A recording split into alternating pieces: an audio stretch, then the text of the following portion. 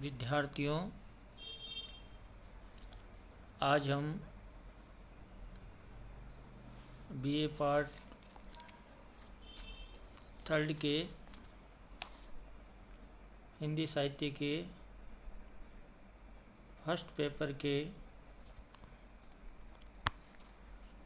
प्रथम कवि मैथिली शरण गुप्त की रचनाओं के बारे में चर्चा करेंगे।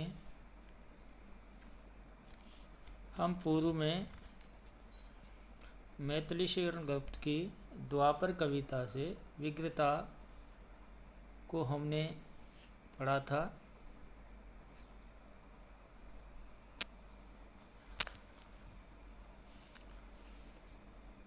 उसी को आगे बढ़ाते हुए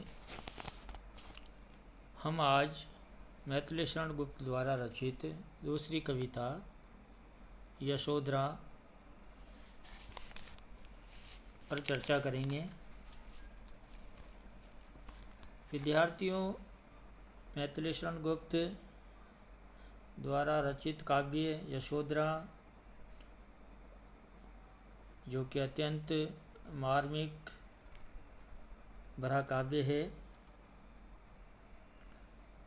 जिसमें कवि मैथिली शरण गुप्त ने यशोधरा के जो चरित्र है, यशोधरा का जो चरित्र है, उसकी गरिमाओं को बढ़ावा दिया है।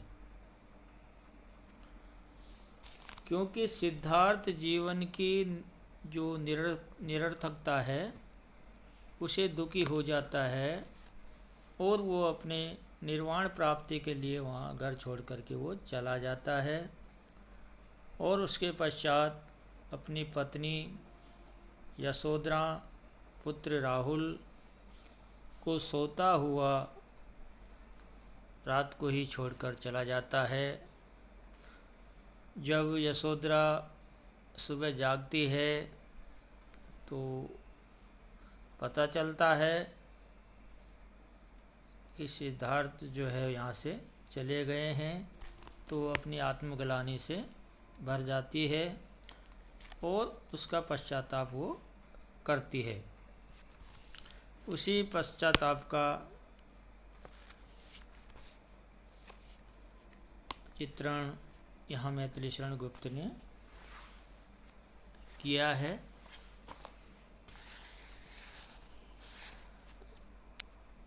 देखिए,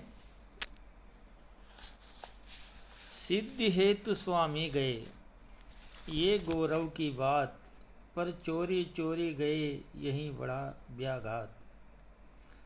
क्योंकि जब व्यक्ति किसी अच्छे कार्य के लिए, सिद्धि प्राप्त करने के लिए, ज्ञान प्राप्त करने के लिए यदि जाता है, यदि वो बच्चों का त्याग करता है, तो ये उसके लिए गौरव की बात मानी जाती है। किंतु चोरी चोरी गए, यही बड़ा व्याघात। किंतु यशोधरा कहती है कि वो बिना बताए ही चोरों की भांति यहाँ से चले गए हैं, इसलिए ये पीड़ा की अनुभूति हुई है।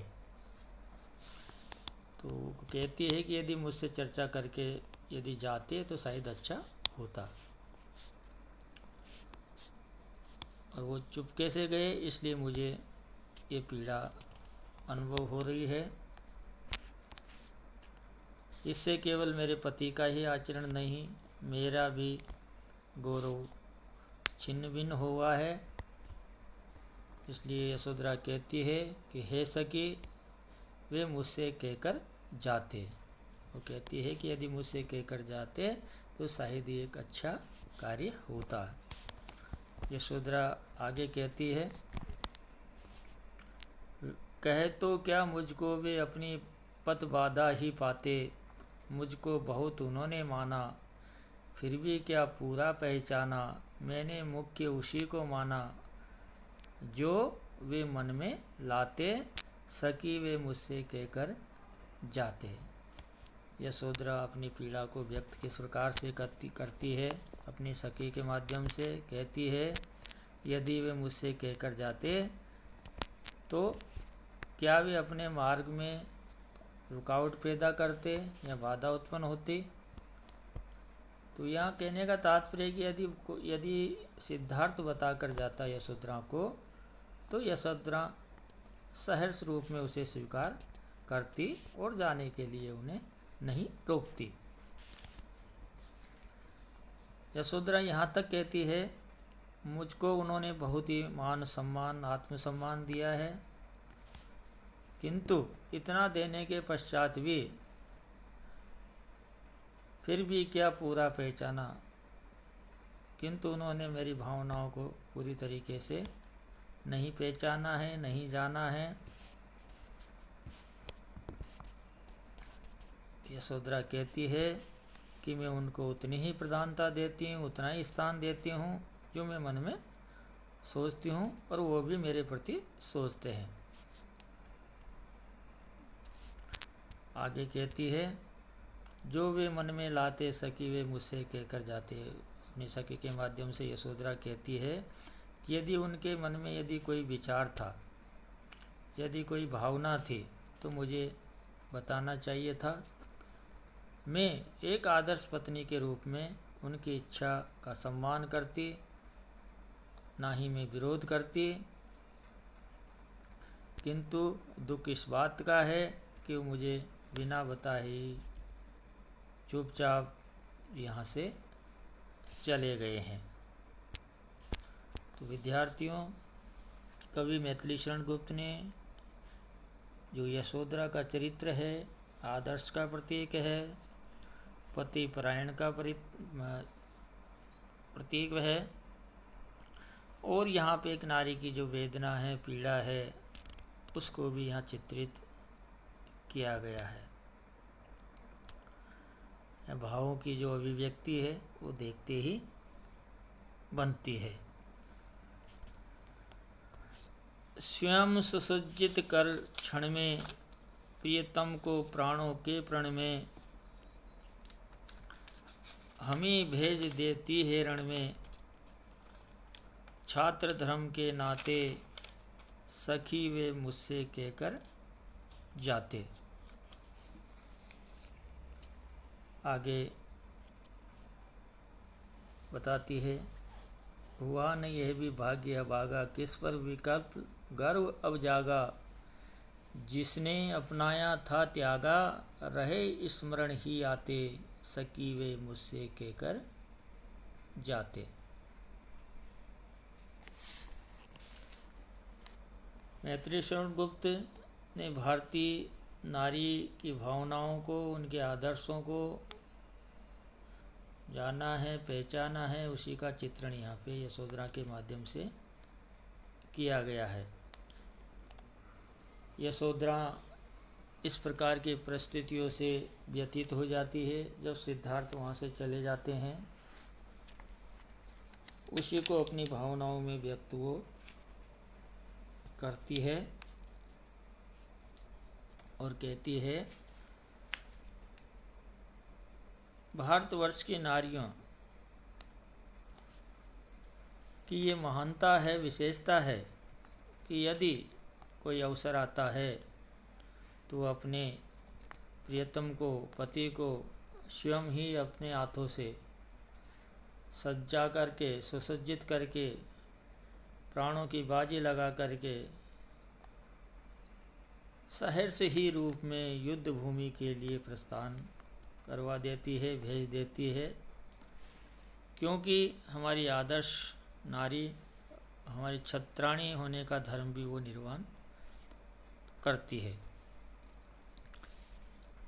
इसलिए यदि मेरे से कह के जाते तो निष्क्रम रूप से उन्हें मैं सहर्ष भाव से विदा करती, और उनका जो लक्ष्य है, उद्देश्य है, उसमें मैं बिल्कुल भी तनिक मात्र भी बाधक नहीं बनती। किंतु हे सखी, मेरी भावनाओं को समझे बिना चुपचाप चले गए, और यही मेरा दुर्भाग्य है, यही मेरा भाग्य भी है कि मुझे इतना सम्मान दिया। अब मैं उनके जाने के पश्चात किस प्रकार अपने आप पे गर्व करूं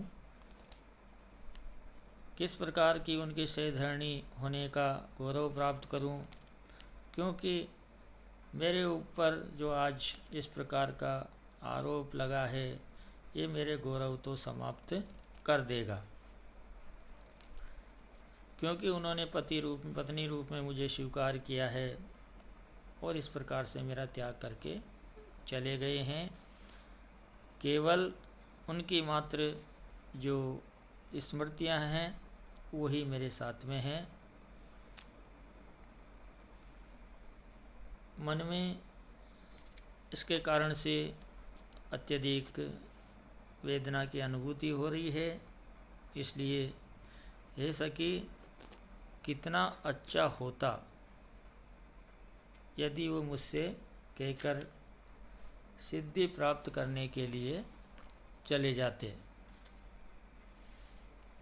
इस प्रकार से अपनी भावनाओं को यहाँ पे यशोधरा जो है प्रकट करती है।